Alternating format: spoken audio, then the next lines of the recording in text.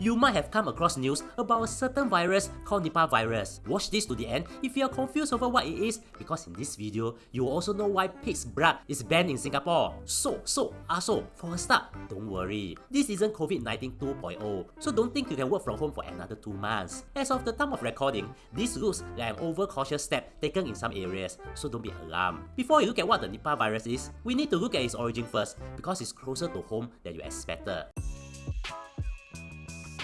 Yes, here's the interesting thing. The Nipah virus is a virus that has its roots from Malaysia. You see, back in 1998, in Malaysia's Perak, some people working in pig farms were taken ill, and initially, they were diagnosed with another virus, the Japanese encephalitis. But soon, it was revealed that it was another virus, since people who were vaccinated against the Japanese encephalitis were still sick. It was only in 1999 that a medical virologist at the University of Malaya found the root of the disease, a new virus which will be called the Nipah virus, which is named after an area in Port Dickson. Now, note that the virus is now mainly transmitted from fruit bats to humans, but back then, the first recorded outbreak was from pigs to human. That was why back then, there was a culling of about 1 million pigs in Malaysia. The outbreak had caused 105 deaths. In Singapore, we were affected as well, with 11 cases and 1 death. The outbreak was, however, limited to just Singapore and Malaysia, and we have no more cases since then. Interestingly, that was also when pig blood was banned in Singapore, because blood was a potential source and mode of transmission for viruses and other food-borne pathogens. Anyways, as of now, there will only be occasional small Nipah virus outbreaks, but mainly in Bangladesh and India. But why is it dangerous? Because it's very deadly.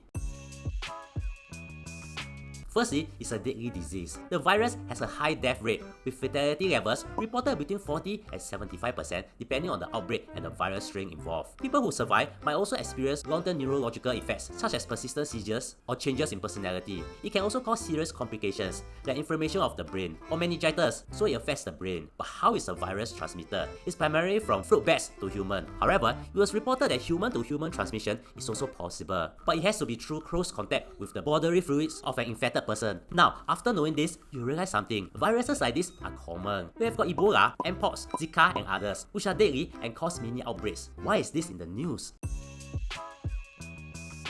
If you are looking to advertise your business in this channel, we can help you. There are guaranteed views and many big brands have trusted us. Just click on the link in the description.